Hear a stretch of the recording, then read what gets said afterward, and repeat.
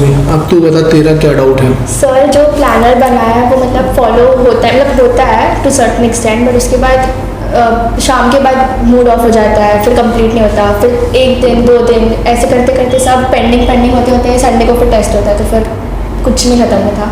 मतलब planner complete नहीं हो रहा है बेसिकली, जो डेली प्लानर है वो कंप्लीट नहीं हो रहा है, ये है। अच्छा, प्लानर बनाने से पहले मतलब उसमें सब कुछ स्टडी से रिलेटेड ही डाल देते हो या रिक्रिएशन टाइप भी डालते हो? नहीं, सिर्फ स्टडीज से रिलेटेड। हाँ। तो तुम्हें क्या लगता है कि केवल स्टडी कर सकते हैं हम लोग, एक ही स्टेट में रह सकते हैं? क्या अगर मैं तुम्हें बोलूँ 6 घंटे तक खड़े रहो तो खड़े रह सकते हो? नहीं। या मैं बोलूँ कि 6 घंटे तक बैठे रहो तो बैठे रह सकते हो? 24 घंटे सोते रहो तो रह सकते हो? इसका मतलब समझ में आ रहा है कि पहले रिक्रिएशन भी तो जरूरी है। सबसे पहले सोचो, प्लानिंग जब हम कर रहे हैं, जैसे सपोज मुझे पढ़ाना है, ठीक है, तो अब मैं अगर पूरे दिन तक पढ़ाते रहूंगा और बीच में ये 3 घंटे का भी लेक्चर है, सपोज मुझे पढ़ाना है, 3 घंटे में कंसिस्टेंटली पढ़ाते ही रहूं, बोर हो जाओगे कि नहीं हो जाओगे? कम से कम 5 मिनट, 10 मिनट, 15 मिनट का टाइम ऐसा बीच में होना चाहिए जिसमें हम क्या करें, हम आपस में कुछ डिस्कशन करें, कुछ भी अलग, कुछ ऐसा जिससे पढ़ाई से दिमाग थोड़ी देर के लिए हटे और फिर दोबारा उसी पे आ जाए। तो जो अपना प्लानर बना रहे हो, वो प्लानर में रिक्रिएशन का होना बहुत जरूरी है।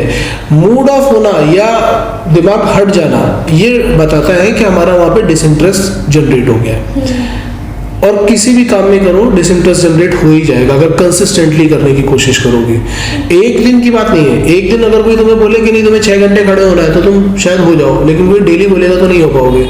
तो वही सेम पढ़ने में भी है, हम पढ़ने बैठ रहे हैं ना, तो हमें अपना होमवर्क का जो ड्यूरेशन है, सपोज 2 घंटे का ड्यूरेशन है होमवर्क का या स्टडी का 2 या 3 घंटे का, तो बीच में जो रिक्रिएशन करना है वो भी वैसा ही रखो कि क्या रिक्रिएशन टाइम है। तुम्हें जिसमें सबसे ज्यादा खुशी मिलती है, जैसे किसी को गिटार बजाने में बहुत अच्छा लगता है, तो उसको वो 15-20 मिनट और 30 मिनट का जो ब्रेक मिल रहा है उसको उसमें इंटेंसिटी के साथ गिटार बजाना है, ताकि उसकी जितनी भी स्ट्रेस है, जितनी भी टेंशन है, वो पूरी रिलीफ हो जाए और वो दोबारा से रिफ्रेश होकर के फिर से वो काम करे। अगर वो नहीं करोगे तो क्या होगा कि उसकी टेंशन दोबारा से पढ़ने पे आ जाएगी। पढ़ने जब बैठ रहे हैं तब पूरे फोकस के साथ पढ़ने बैठ रहे हैं, पूरे फोकस के साथ बैठ रहे हैं, फिर लेकिन जब हम मस्ती कर रहे हैं ना तो पूरे फोकस के साथ मस्ती भी कर रहे हैं। मस्ती करने में भी फुल फोकस के साथ मस्ती करो कि मुझे करना क्या है उस ड्यूरेशन में, ऐसे करो। तो जब तुम ये काम करोगे ना तो मूड ऑफ होने वाला सिस्टम खत्म हो जाएगा। ठीक है। दूसरी बात ये कि टाइम रियलिस्टिक रखो थोड़ा सा, मतलब ऐसा मत रखो कि पहले तो जोश बहुत हाई है कि हाँ हम सब कुछ कर देंगे और उसके बाद करने बैठे थोड़ी देर के बाद फ्रस्ट्रेशन आ गई, या 1 दिन हो गया, 2 दिन हो गया, तीसरे दिन फ्रस्ट्रेशन आ गई। ऐसा मत रखो, थोड़ा ऐसा रखो कि फ्लक्चुएशन के साथ में रहे, थोड़ी फ्लक्चुएशन होनी चाहिए। कुछ चीजें जो अब जैसे एक्सरसाइज करना है तो एक्सरसाइज फिक्स टाइम पे कर रहे हैं, वो समझ में आ रहा है 10 मिनट 15 मिनट के लिए, बट रिक्रिएशन डिफरेंट हो सकता है अलग। कभी टीवी देख रहे हैं, कभी पेरेंट्स के साथ घूम रहे हैं, फ्रेंड्स के साथ में है, कुछ भी जो तुम्हें सबसे अच्छा लग रहा हो वो करो, और रिक्रिएशन जरूर डिसाइड करो, तो तुम्हारा मूड ऑफ होने वाला सिस्टम जो है ना वो खत्म हो जाएगा। पहला, लॉन्ग टर्म और शॉर्ट टर्म गोल्स को बहुत अच्छी तरीके से समझो कि लॉन्ग टर्म गोल हमें कैसे बनाना है और शॉर्ट टर्म, क्योंकि टेस्ट का जो रिजल्ट आएगा वो लॉन्ग टर्म पे बेस्ड है, होमवर्क होना वो शॉर्ट टर्म पे बेस्ड है। तो लॉन्ग टर्म और शॉर्ट टर्म पे भी बहुत ज्यादा फोकस करना जरूरी है। ठीक है सर, एक और प्रॉब्लम हो रहा है कि फॉर एग्जांपल एक्सरसाइज 5A और 5B जो वो जेई का क्वेश्चन रहता है, उसमें क्या होता है कि पहले आप सॉल्व किया, नहीं आया, फिर आपके साथ डिस्कस किया, डाउट्स हो गया, वो टाइम पे आता भी है और याद भी रहता है, 1 मिनट तक याद रहता है, बट ऐसा नेक्स्ट 1 मंथ के बाद नेक्स्ट जेई मेंस में ना वो क्वेश्चन वापस देखना है तो नहीं याद होता, फॉर्मूला आता है, स्टेप्स भी शायद याद होता बट करने को नहीं होता, एग्जैक्टली तो क्वेश्चन भूल जाते हैं। अच्छा, आप बताओ सोच के सोल्यूशन क्या है इस बात का?